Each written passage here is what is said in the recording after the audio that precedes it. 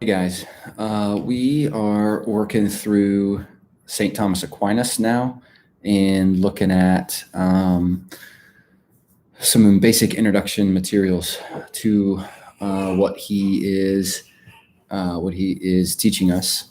Okay, and to get us started on that, there's a bit of a question. So you should have your notes with you and see if we can make this kind of like class in whatever ways we can as we sort of try and figure out this material here. Here's what I want you to do. I'm going to ask you a question. I want you to pause the video, and then I want you to, or at least if you can, I'm not sure. You should be able to pause this, but I want you to watch it. I want you to pause it, and then I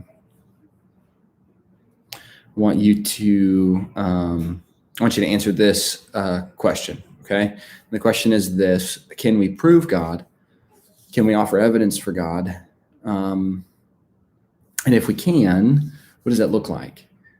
Because we've talked about quite a few times in the course of this class that there's not necessarily proof in terms of here's the one piece of evidence that says with any kind of sort of absolute definitiveness, yes, beyond the shadow of a doubt, this is proof that God does exist, and this is how, and all the rest of that. So what we're looking at here is there a kind of proof that God exists? And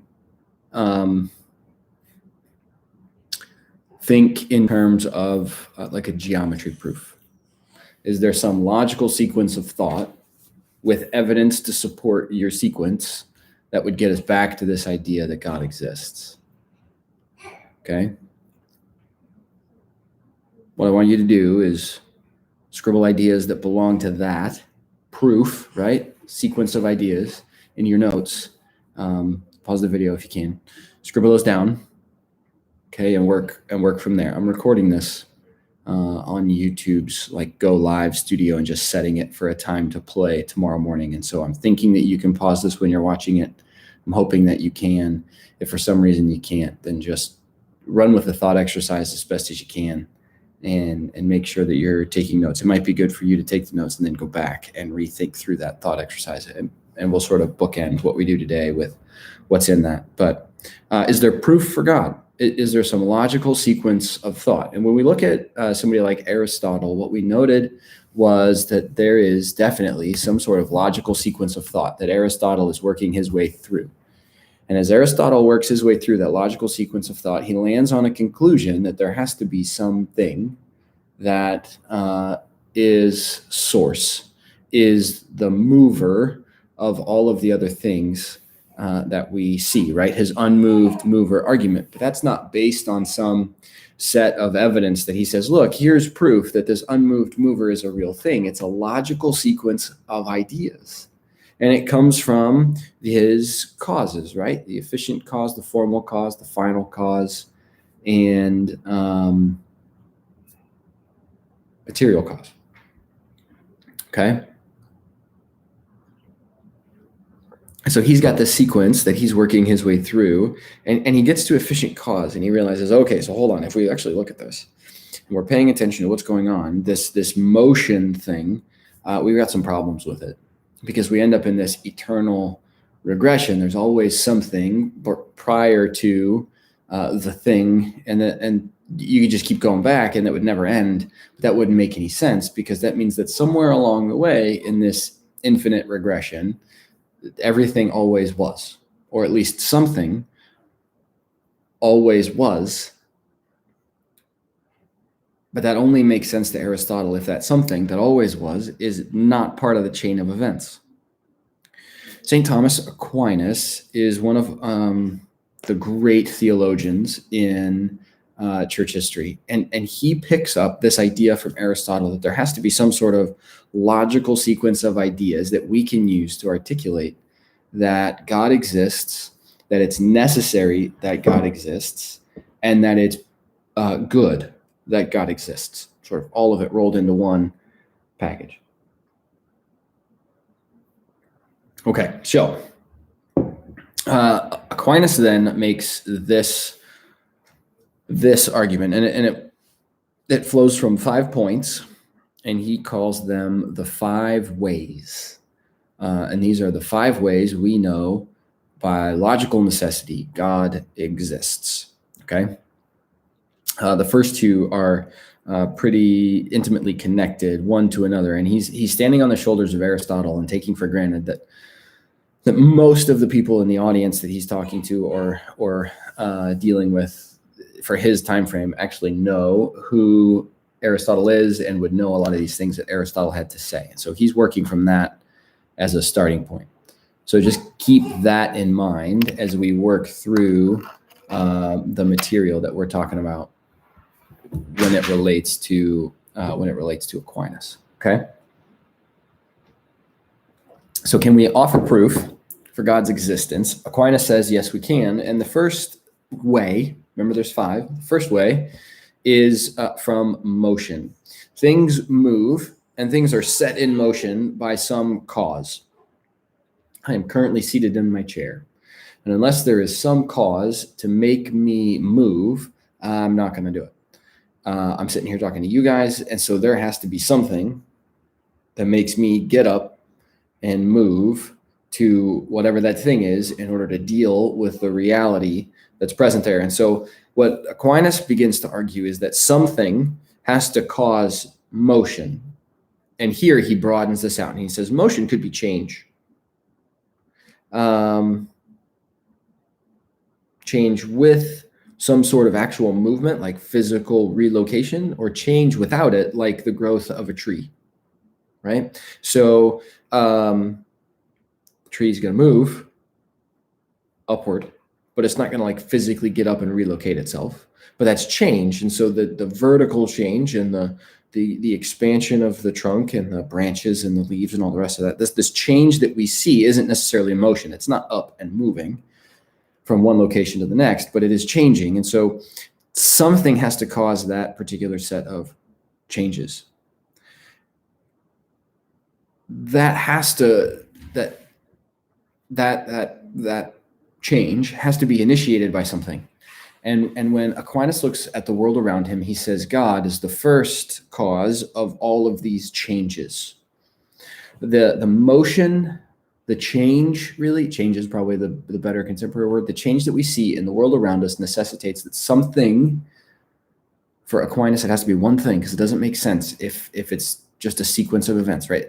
There has to be something organizing all of that change. This is less about the specific changes and more about the fact that there has to be a cause that's organizing all of the changes that we see. And the reason why that's really important is that it's not enough to have a single cause who just causes the next domino to fall, because then that single cause causes that next thing. That next thing is caused by that thing, but not the first thing. And so for Aquinas, this really matters, because it's not about each individual change or each individual circumstance or each individual thing set in motion. It's about the whole entity, the whole of the universe, everything within it having been initiated and set in motion by something that's independent from it, a lot like Aristotle's unmoved mover, and independent of it, meaning not part of the sequence of events. Okay, but not just setting it in motion by starting some sequence of events, but maintaining it and organizing it and orchestrating it. And so that what is currently happening under whatever the new sequence of events is still maintained, orchestrated, and organized by this first mover, this first cause. So that's like item number 1 here. Things change. Aquinas understands that change is what he calls motion. It's movement, it's progression towards some maturation, towards some end, towards some whatever. And that movement, that progression, that change has to be organized by something, because trees tend to progress in a lot of the same ways. There's some organization for how trees go from seed in the ground to mature tree producing whatever it is that tree is going to produce. Likewise, there is some organization to the way humans produce. Likewise, there's some organization to the way fill in the blank. Everything seems to be this pattern and seems to be this organization. Those patterns and those organizations are unique to the things we're talking about. Humans don't grow the same way that trees do. Okay, but trees all seem to grow an awfully lot alike. And so the similarities in these groupings of things leads Aquinas to this place where he says something has to organize the changes that are instituted here. Okay. He says that cosmic organizer, that great mover is God. Second way of the 5 ways. The second way is what he calls the efficient cause. This is Aristotle's efficient cause. He says it makes no sense that something is the cause of itself except for this grand organizer, this grand designer, this grand programmer of all things universe. So there is no thing that is the efficient cause of itself except for God, who is the cause and the organizer and the programmer and the sustainer of all the things that he is causing, has been causing, and will be causing on into the future. And so this is how that works. Okay, so the first one is things progress, things change, things move.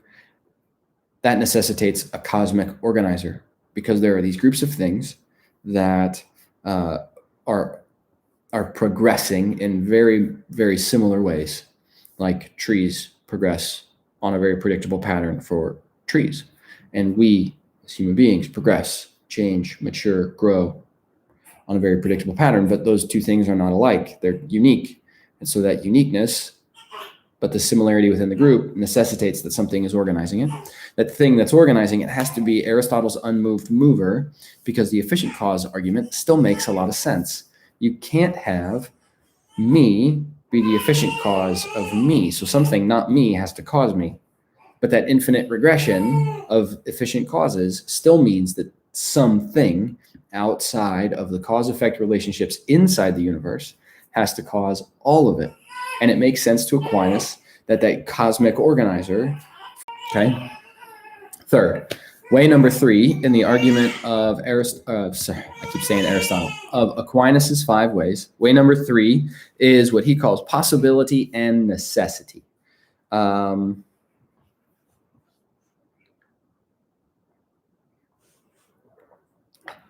Possibility and necessity.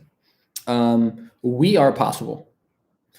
It is also just as possible for us to exist as it is possible for us to not exist. That's it. That's possibility.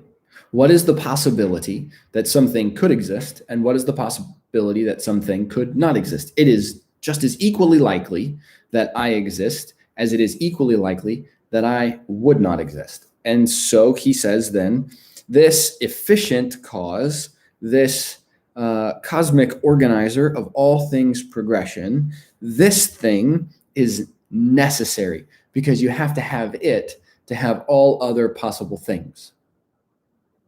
And so in Aquinas' mind and logical progression, the cosmic organizer that is the unmoved mover has to be necessary because it's not possible for him, for God, to not exist and yet everything else maintain its possibility. God, by essence, is existence and causes it because it's necessary for the cosmic organizer of the universe, that is the unmoved mover, to cause all things because we are only possible. And it is just as possible that I not exist as it is possible that I do exist. And so this is the argument. What is the possibility that, fill in the blank, exists, and how likely is it that they or it could not exist? If those things are both possible, their existence and their non-existence, then whatever you're talking about is not God. On the other hand, if we are talking about Aristotle's unmoved mover because the infinite regression of the efficient cause is implausible, if not totally impossible. And for Aquinas and for Aristotle, it is completely impossible. You have to have something that solves the infinite regression. That thing has to be, by necessity, the cosmic organizer, because it doesn't make sense. Doesn't make sense with the groupings and the organization and the design that we see for the efficient cause of all things, the unmoved mover, to not be still maintaining these sort of processes of motion, of change and progression. And so then it is necessary that the God who has started the process is sustaining the process. Therefore, that God has to exist. Otherwise, we would just descend into chaos and anarchy. That's kind of the idea here. Okay? So then that leads him into his next point. If it's possible for certain things to exist and just as possible for them to not exist, but God is necessary because the way things exist now is not possible without God's existence, then the next builds on the first three. And so we have the argument or the way from motion in which God exists, the way from Aristotle's efficient cause that God exists, and then we have the way from possibility and necessity, which leads us to the way of gradation. There is more and there is less of everything.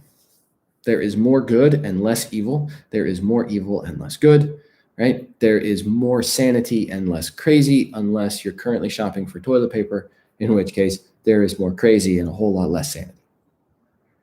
More and less. Gradation indicates that there has to be some highest. The fact that I can talk about and compare, this is good, but that is better, automatically requires that I'm making a judgment on what is based on what is best. So if I can look at two things and I can say, yeah, that's good, but this is better, then there has to be a best by which I'm orienting, this is good, but that's better. In other words, there has to be some sort of universal or some sort of applicable standard, some sort of absolute that organizes good, better, best, right? It works something like this.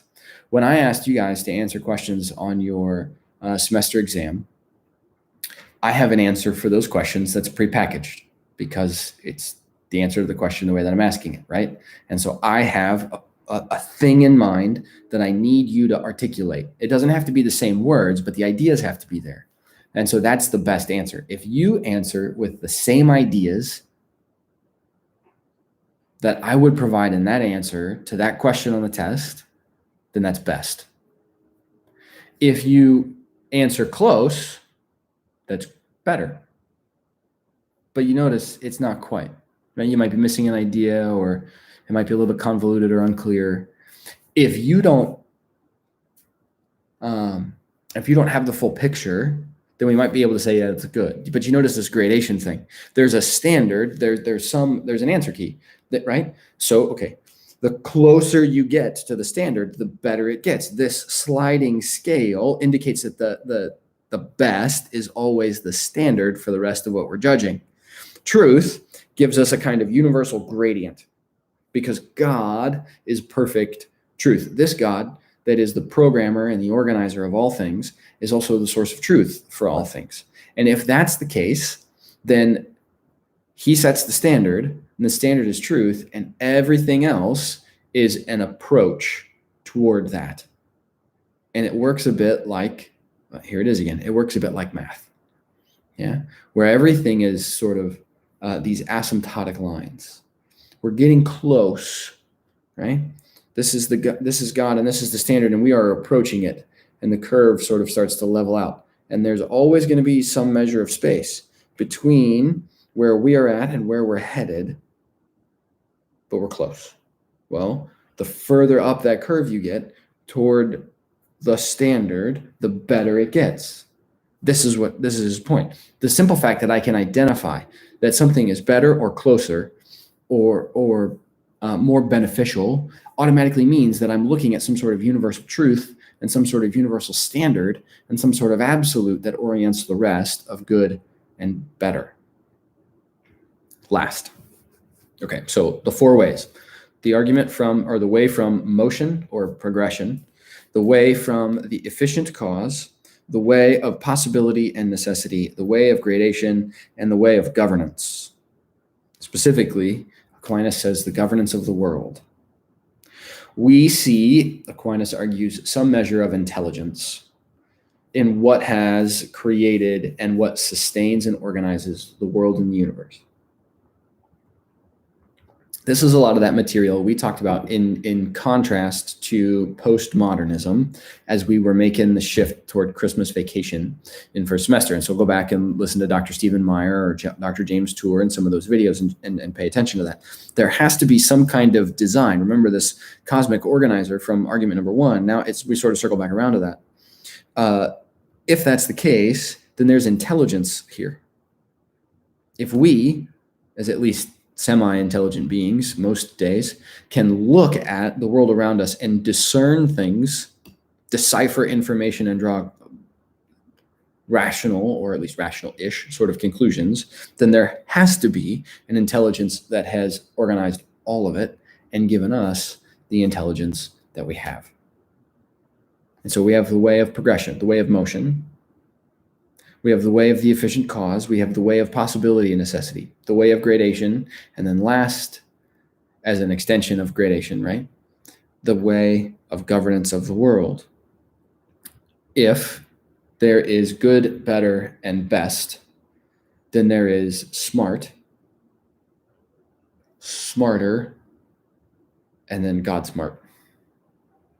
And that God smart helps us to identify when we hear things right, wrong, because that kind of God smart comes with a discernment because of gradation that allows us to pay attention and to hone in on, no, that's true, that's not. That makes sense, that doesn't. There's a problem here, there's not a problem there, right? And this is part of the argument, just as a little bit of a caveat here, this is a lot of the argument in the intelligent design community that's aimed against the Darwinian theory of evolution at this point in time in history, because it works a bit like this.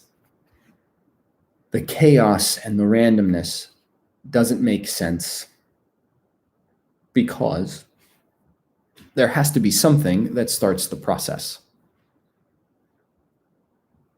It can't just be nothing. It can't just always have been, because nothing comes from nothing. And so in order for that something that went bang, if that's what they're talking about, and started the whole progression of the universe, including Darwinian evolution and all the rest of it, if that's the case, then there had to be something that put the something there that went boom.